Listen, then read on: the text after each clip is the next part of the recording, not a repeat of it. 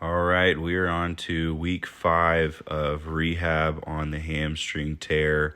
Gonna have you guys follow along with me on my leg day. This is my second actually successful leg day.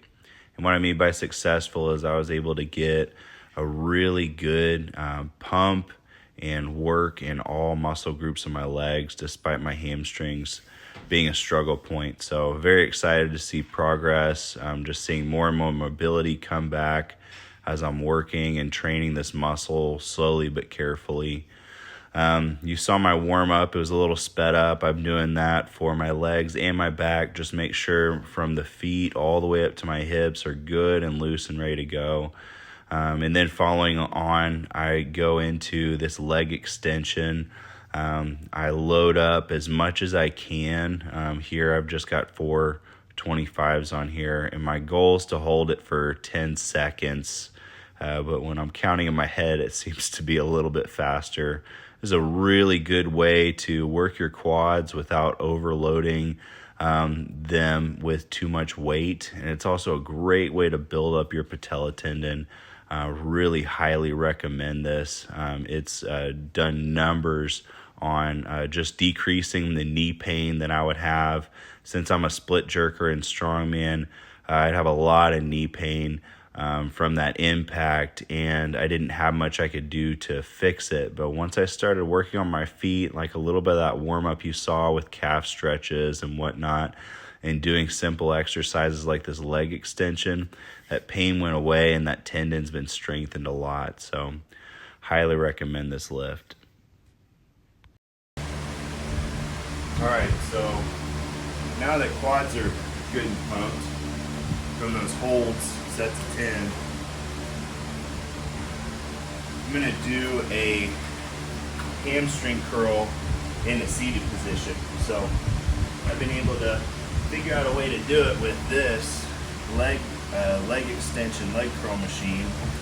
And I was really excited. I tried this for the first time last week, and I felt my hamstring kind of turn on in a sense. So again, disclaimer, I have no idea what I'm doing, and a lot of this is just kind of guessing and feeling things out, being careful at the same time, learning to see where my body's new limits are as I'm healing.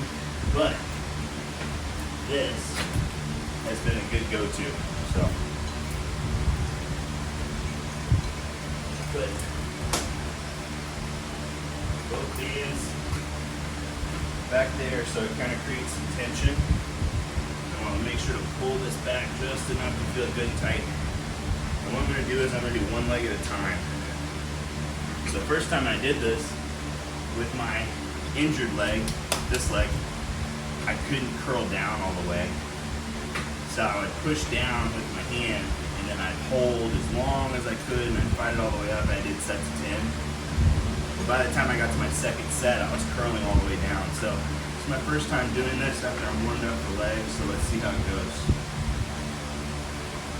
There we go, good response. I'm feeling it all engaged. Just gonna do a couple seconds hold. It's still very weak, and I feel fatigued so easily. So a lot of this is baby steps. Still can't curl all the way in. I'm just going as far as I can. Good engagement squeeze.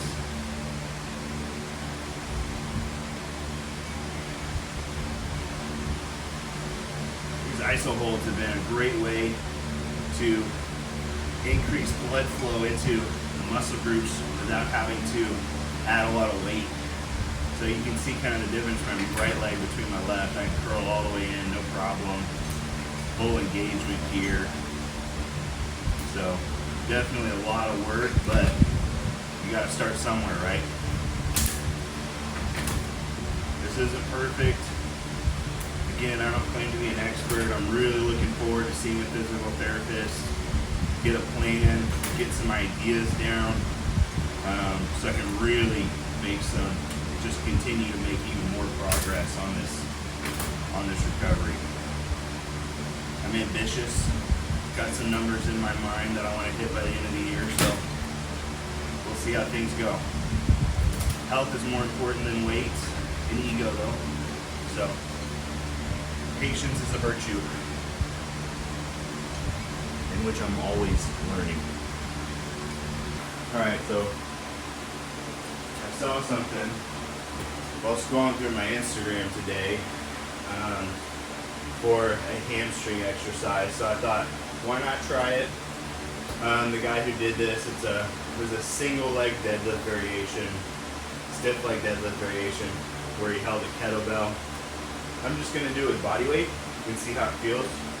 But what you're gonna do with one leg is he had a ball, he curled up to hold it, so you're flexing this hamstring, and then you're gonna perform a stiff leg deadlift type movement.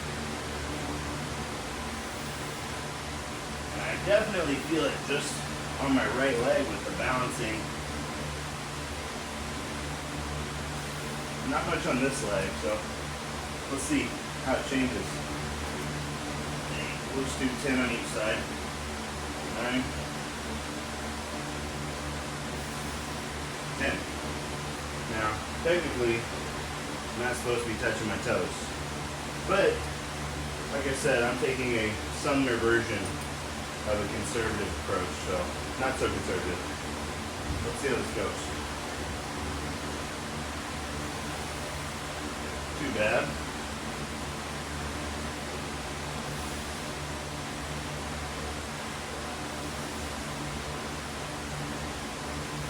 There we go.